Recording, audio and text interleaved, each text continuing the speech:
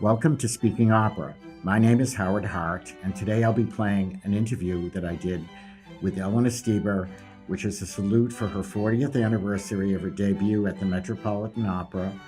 And along with that, we discuss that debut and the Eleanor Steber Music Foundation, vocal technique, the difference between a soprano and a mezzo, or is there one? You'll have to listen to know what I mean by that. The role of radio and television in music, and the future of opera. I hope you enjoyed this interview with Eleanor Steber. Ms. Steber, as a teacher and a person who has dealt so much with young talent, and you've shared so many of your great gifts with them, I'd like to ask you, since these four people are going out into the world, so to speak, and in a very tough kind of world, where do you think their futures will go? Well, that's not very difficult, because the programs from which these young people have been taken they are the media today to give these young people an experience and an expertise and a know-how of getting into their roles, which I did not have because I went into the Met literally cold. I'd had a lot of singing experience, mainly in oratorio and that sort of thing. And I had done 2 opera performances exactly before I went into the Metropolitan. One of them being Santa and the Flying Dutchman. Can you believe that? It must have been incredible. Well, I think it was incredible that I did it at the age of 21. And the other was The Mother and Jack and the Beanstalk by Grunberg. But that was the only operatic experience I had before I went into the Metropolitan. What the young people today are getting in these wonderful apprentice programs being presented and carried on by many summer opera companies and winter opera companies now who are setting up these programs. They are providing for these young people a way of their getting their experience and expertise in the field of opera.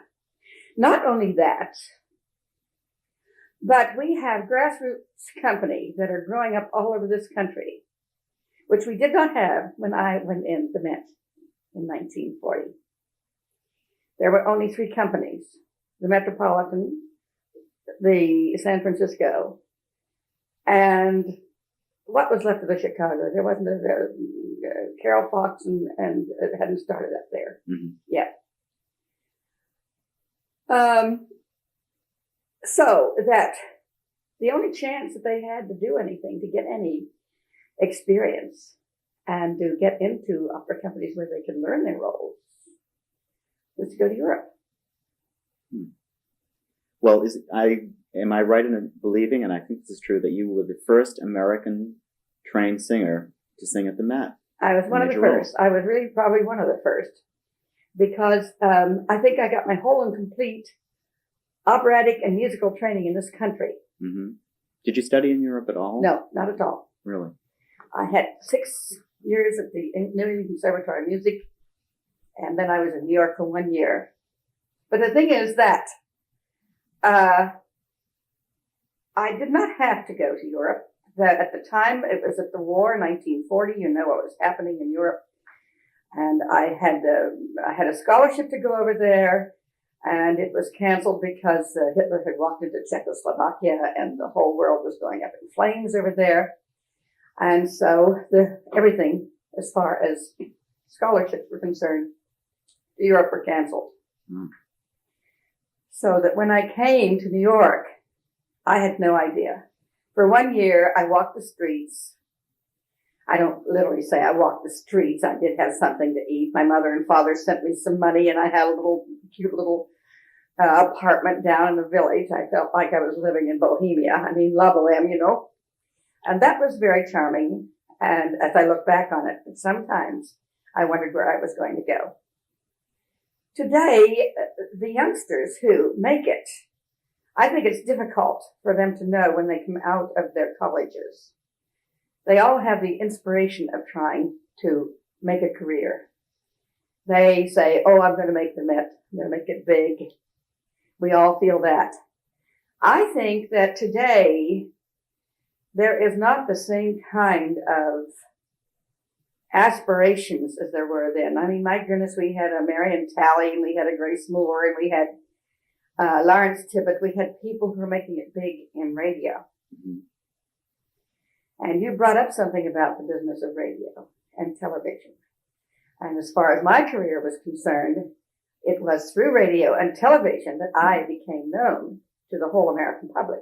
But the thing is that even the Metropolitan auditions of the air brought my name and Leonard Warren's and Patrice Munsell's and all the people who were members of that whole group and all of us Americans brought us to the attention of the American public through radio, through network radio.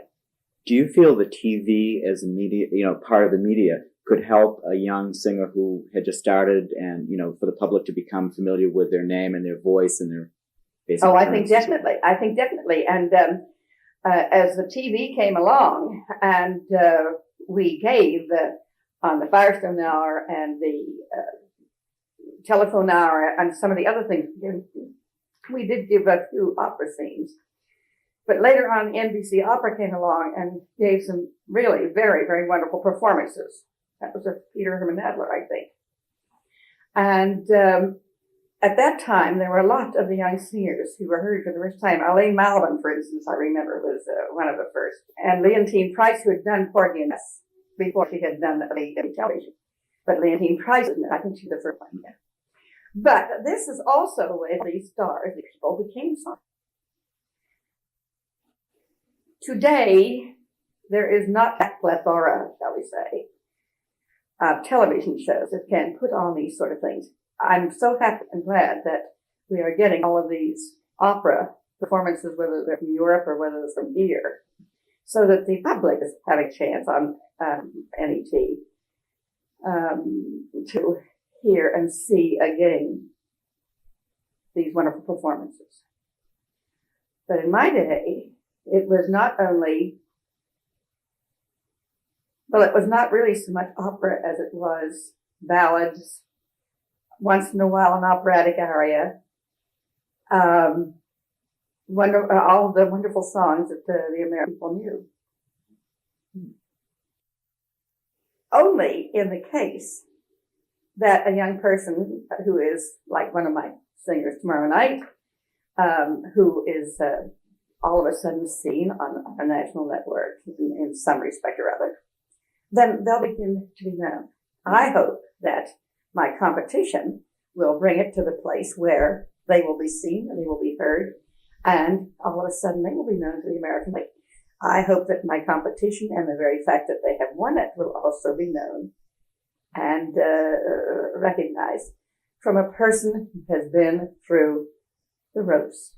From Wagner, Bizet, Verdi, Offenbach, Massenet, Puccini, both the Strausses, Berg, Barber. You've sung the Marshall and Sophie, Anna and Elvira and Don Giovanni. My curiosity is, we have singers today who are, quote, mezzos or quote, sopranos or whatever, and they're singing roles outside of the repertory, sometimes successfully and sometimes not. What are your feelings about a singer approaching a role that perhaps is not for them? Well, I can't speak about others. I can really more or less speak about what happened to me in my lifetime. I started out as a lyric soprano. I used to sing within a range that anybody who knows voice would consider from about a D, about middle C, up to maybe a D flat. But that's what my maestro in Boston had me do.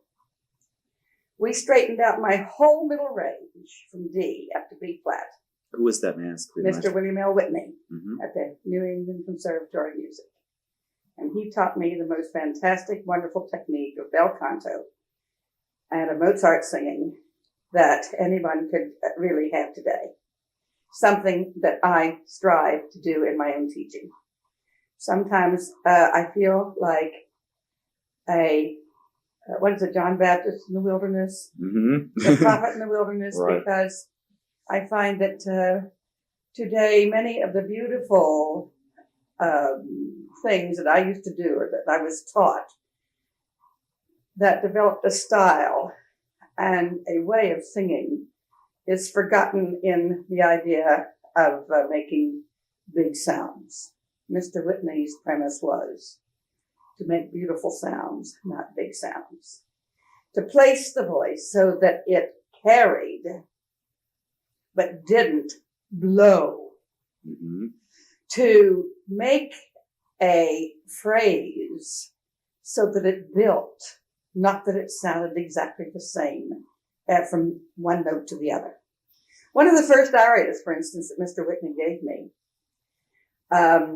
was Devieni non tardar, Susanna's aria from the Nozze di Figaro.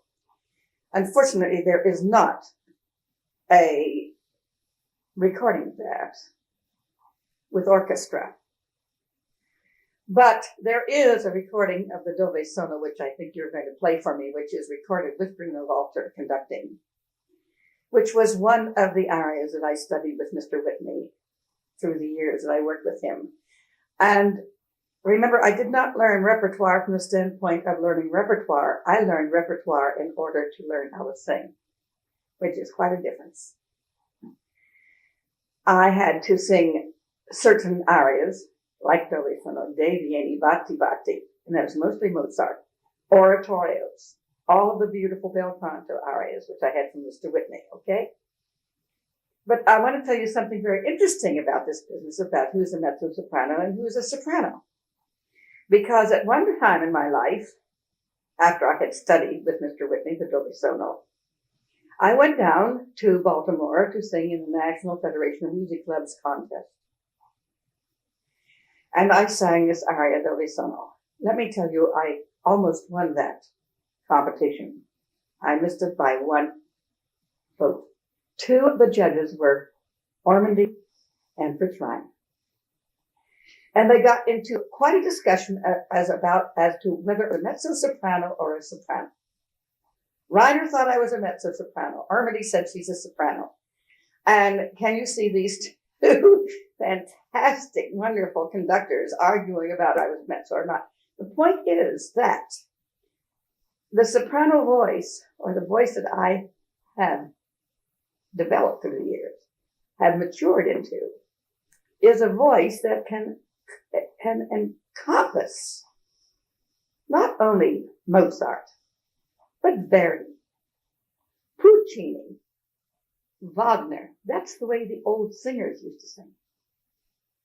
That's the reason I was able to sing all of these things, because my training for the 6 or 7 years and the careful husbandry of Paul Althouse with my earlier experiment, let me sing beyond my capacity, developed into the voice that made it possible for me to do 56 roles they're talking about, which includes coloratura, martinello artem,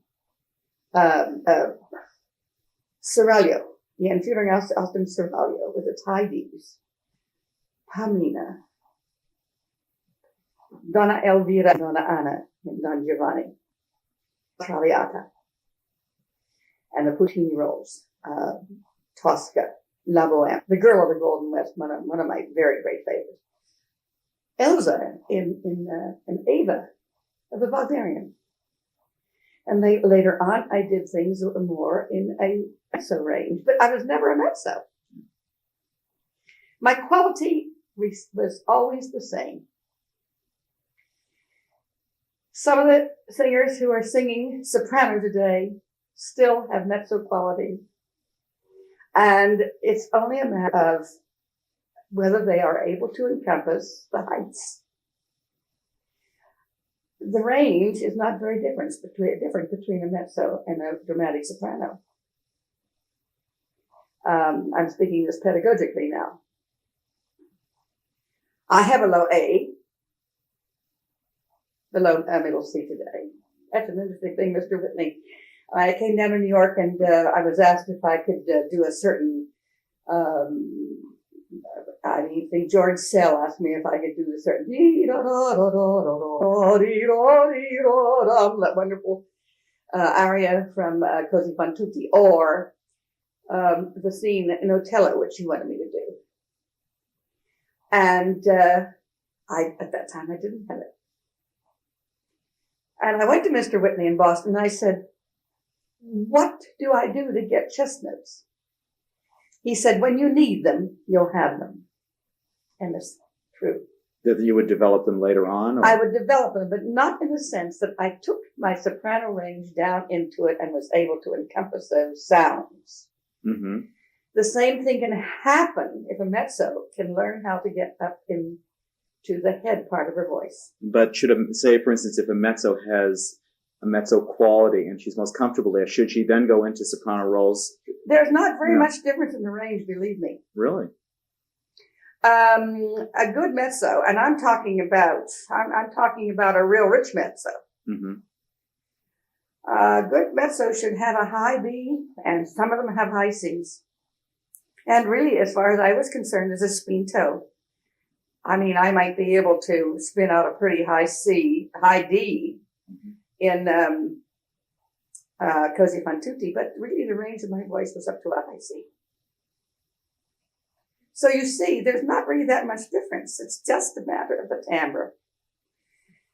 Mr. Whitney said once, he said, you know, and I say this to people today, they don't even know who I'm talking about, Madame Fleischstadt, Kirsten Fleischstadt, one of the great, great Wagnerians. Absolutely. He said she's a lyric soprano, meaning to say that her timbre was lyric. Not actually the volume of the voice then. Yeah, it was the timbre. And Paul Althouse, who sang with her very often, said that the sound that came out of her mouth was not that big. It wasn't like a great, big, blown-up voice. But it was so well concentrated that it took on the acoustics of the hall, and that's how this whole big sound came out. And that is the whole secret, I think. I noticed in the competition of the Eleanor Steber Music Foundation that each contestant is required to sing one bel canto aria, a Mozart aria, and 3 arias of their own choice, and also in 4 languages, Italian, German, French, and English. And also, along with all of those things, they are required to present a 4-minute dramatic monologue. I think that's a true testing of someone who is ready for the future and could. Well, yes. I mean, and let's say that the bel canto and the Mozart are, as they say in German, bestimmt. We can understand why, because I'm interested primarily in that. And I feel that anybody who can sing a beautiful bel canto aria with the embellishments and with the tessitura, I mean, not the tessitura, but the embellishments and the fioratura and the beautiful things that were put into it by Rossini. I mean, they were not marked in the score, but the tradition came down through time as to how to sing it una voce poco fa, not as it is written in the score today, but to embellish it, to enlarge it. The composers expected it in that day. This is an art that is certainly being heard today. Marilyn Horne does it in that wonderful bel canto recording that she has. And I thank goodness that Sutherland's brought back the embellished da capo, as did Beverly Sills when they did Julius Caesar, the embellished da capo. Absolutely a part of the whole picture, which is all that I was taught. Also, as far as Mozart is concerned, to include the beautiful appoggiaturas, passing tones, and certain cadenzi that, while Mozart didn't write them in, they were expected to be done. And he expected them to be done.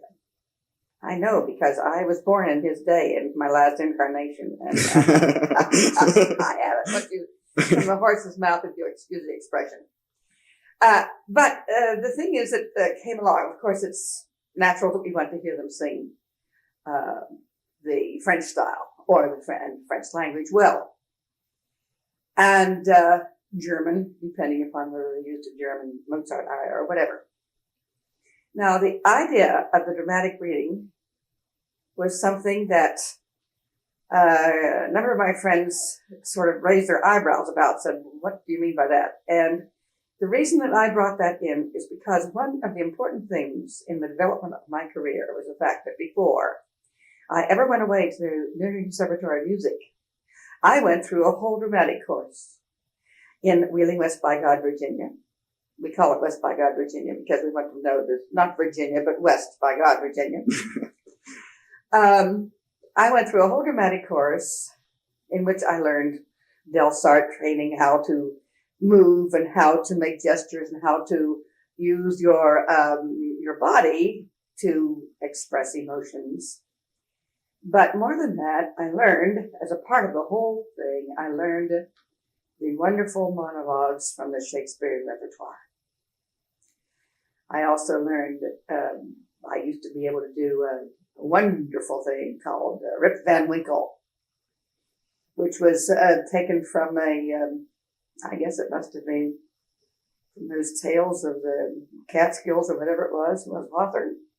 I'm not sure myself, frankly. I don't know. I can't remember right now, but I know I can remember. Jakob hein, du kleine Spitzbub, leave that dog Schneider alone. There, I told you that all the time he was going to bite you.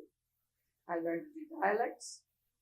I learned how to say to be or not to be. That was a question. I also learned how to say, it has become that time of evening when people sit on their porches, rocking gently and talking gently and watching the street. This became a part of my whole artistic psyche before I ever went away to the conservatory to learn how to use my voice.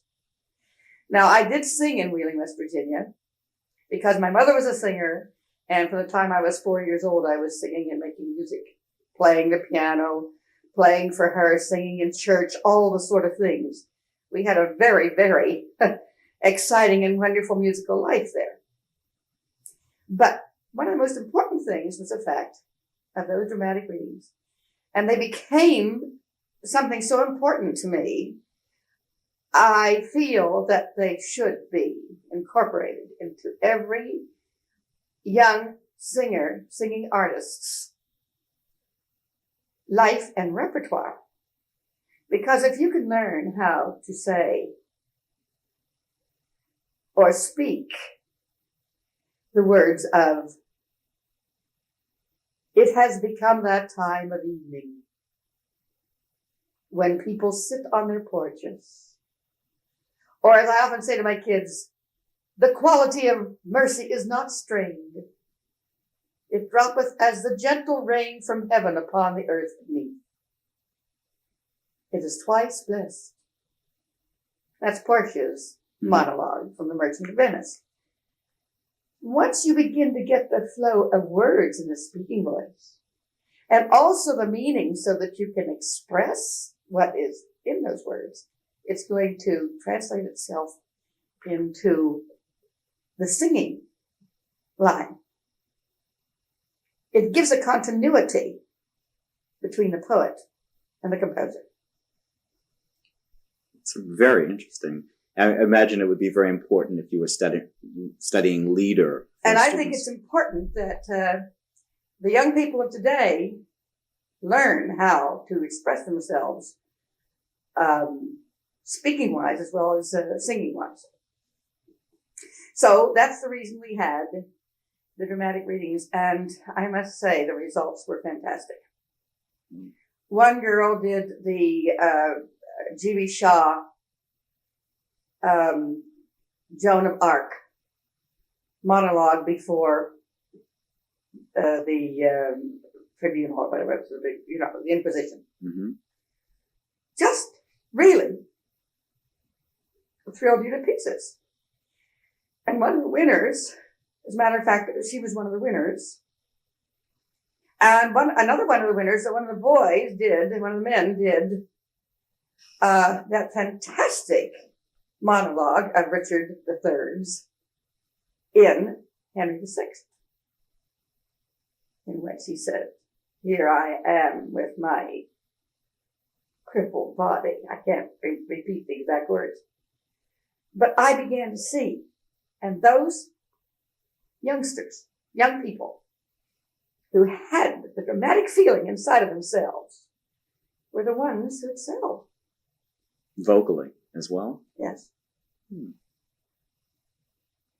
After all, opera is more than just notes, and it's Exactly. It is wonderful. It is dramatic action with music. So these are the sort of things that I, in my life, after 40 years of my experience, am trying to carry on by finding and presenting these young people that I feel have a talent to really become great singing actors. The Eleanor Steber Music Foundation was established, and the purpose of it is to try to find exactly these kind of young singers. There are a lot of prizes given. There are a lot of competitions where the young people get a considerable prize. But if I can help in my way to try to find a different kind of quality of people, I want to make beautiful singers who can sing bel canto and Mozart and who can speak and move an audience with their dramatic personifications of these parts. And if I can do this and aid them on their way, I don't know whether it's generally known. I think it has probably been in the papers. It was such an impressive thing to Richard Gaddis, who is the impresario of the St. Louis Opera Company, that he took 3 of them immediately. Another one of them has been taken into the AOC already to do a part in John Carlo Menotti's The Hero. And so I do believe that the Eleanor Steber Music Foundation is on its way to accomplishing what I established it to do 10 years ago. It's taken that long to get to this place. Now, what I want to do, and what I hope these young people will be able to show that they can do, that an Eleanor Steber Music Foundation is a very important thing. And that I want them all to come to the gala benefit tomorrow night and help me in finding another 4 winners next year. Brava. Thank you for joining us today in our celebration of the great American soprano, Eleanor Steber. If you'd like to know more about this interview and the background behind it, please visit our website at speakingopera.com.